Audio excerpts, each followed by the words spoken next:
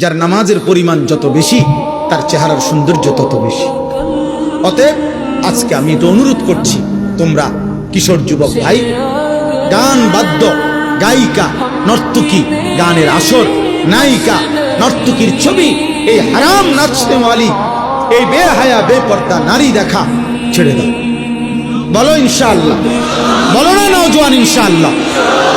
এবার শোনো, শেষ 2 মিনিট শোনো।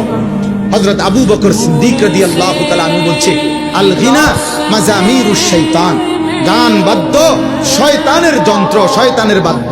যেখানে গান সেখানের যে বাদ্যটা বাজে, এটা আবু বকর সিদ্দিক বলছে এটা মানুষে বাজায় না, এটা শয়তানে বাজায়। শয়তানে কে? শয়তান, শয়তান, শয়তান। অতএব যেখানেই বাদ্যযন্ত্র সেখানেই হারাম।